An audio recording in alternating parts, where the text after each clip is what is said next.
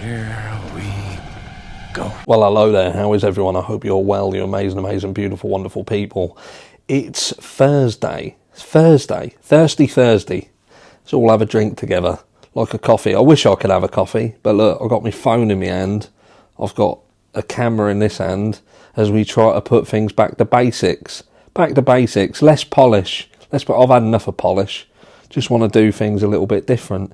And in this, we're talking about something a little bit bloody different, I'm telling you that. Because obviously we're talking about the Liam Payne case. We've been talking about it for a while. Liam Payne goes to Argentina, goes to Buenos Aires, and falls from a balcony under mysterious circumstances.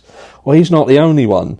And we spoke yesterday about legal representation.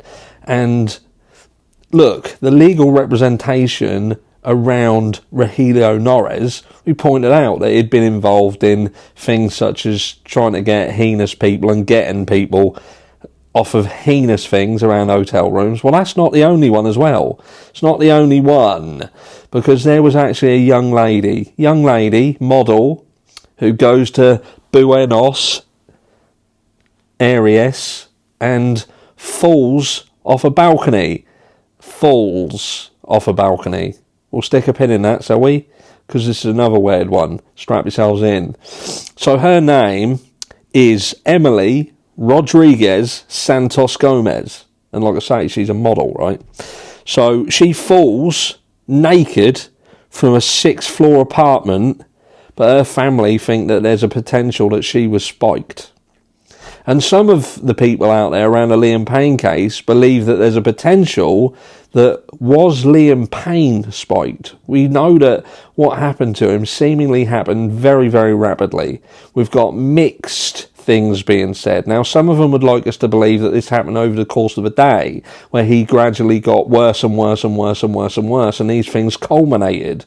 But then we've got other people who have subsequently vanished, disappeared, like the Fishners, for instance. Nowhere to be seen now, who would seem to depict Liam Payne as being he seemed alright, didn't have any problems.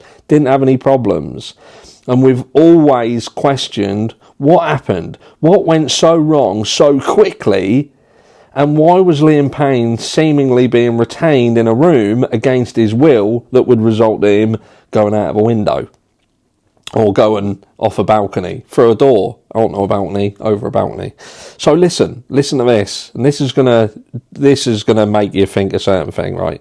So the family of Emily, we're just gonna call her Emily because she's got the longest name that I've ever known. Believe she died after being handed a D-Rug cocktail. Things get worse around that.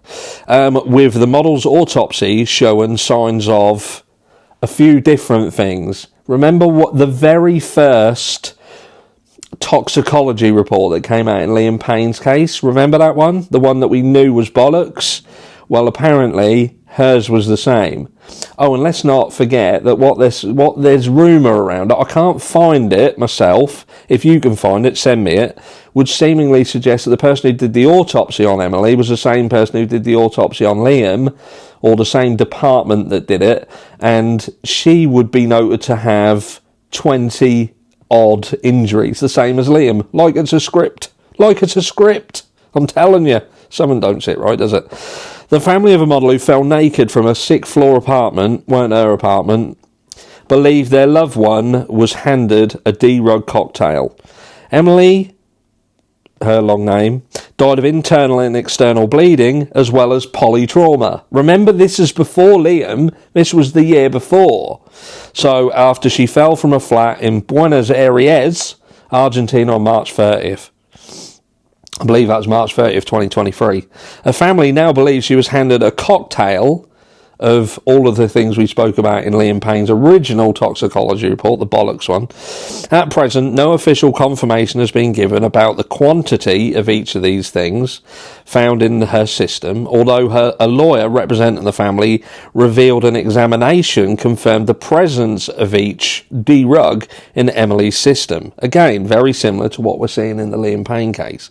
Businessman Francisco Saenz Valiente was arrested at the time of Emily's death death, but was released on April 19th as there were no grounds to keep him in custody. No fucking grounds to keep him in custody. Young girl dies after attending a party with him and some others. And again, this is going to get fucking mental, because there's a lot more to this than meets the eye.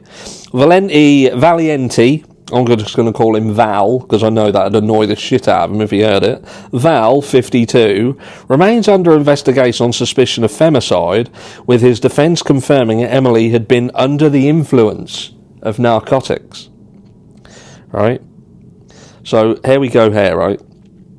So they're basically saying she was under the influence, very much the same as Liam Payne, getting worse throughout the day, getting worse.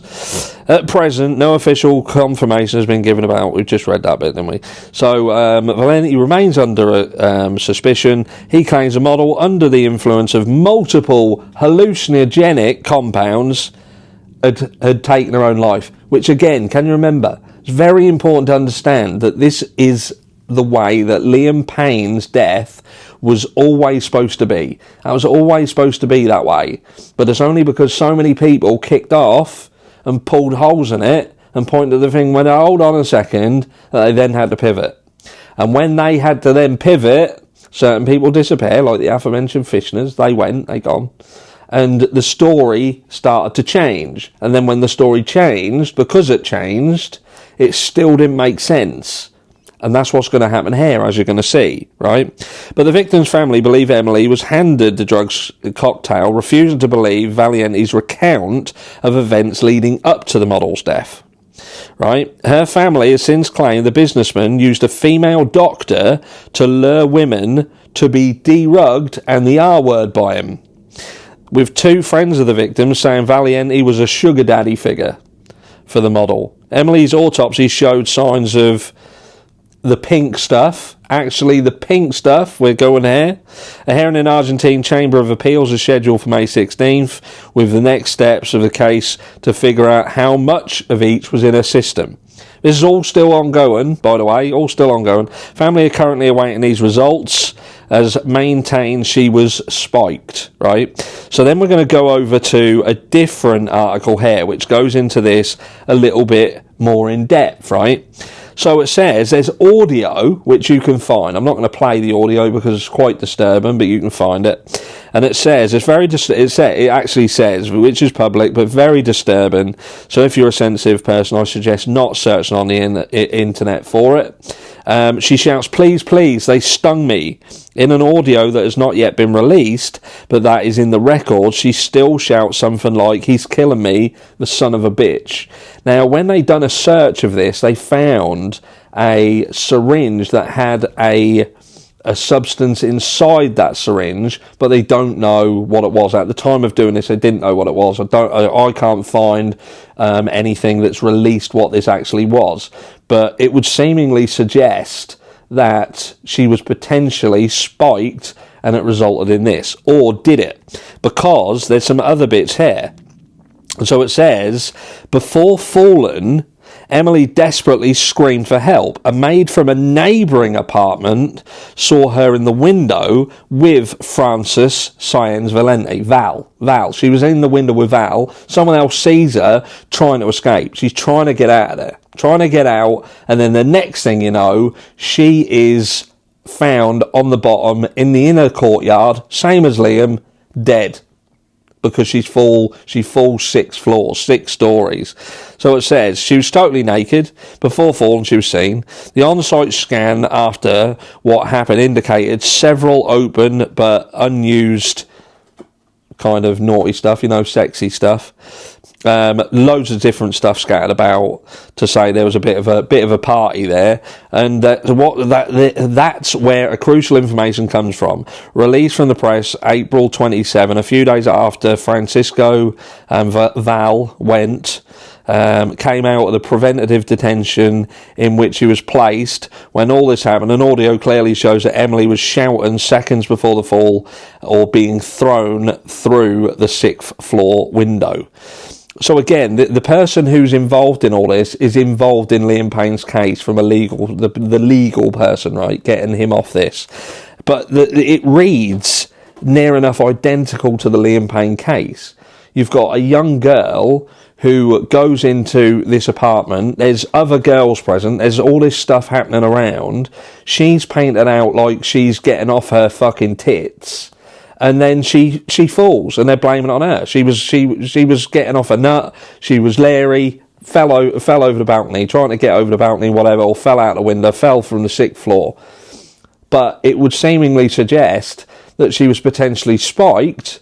She was trying to escape the situation. Someone had heard screaming, heard a commotion. Remember in the Liam Payne's case, someone from across the hallway had apparently heard animalistic screams from the room. And then not long after that, Liam Payne is found exactly the same as Emily in the inner courtyard of the hotel, deceased. And now we have the same fucking legal team who was protecting that rich motherfucker, who was involved in this, protecting the rich motherfucker in the Liam Payne case, trying to get him off of this. Can't make this shit up.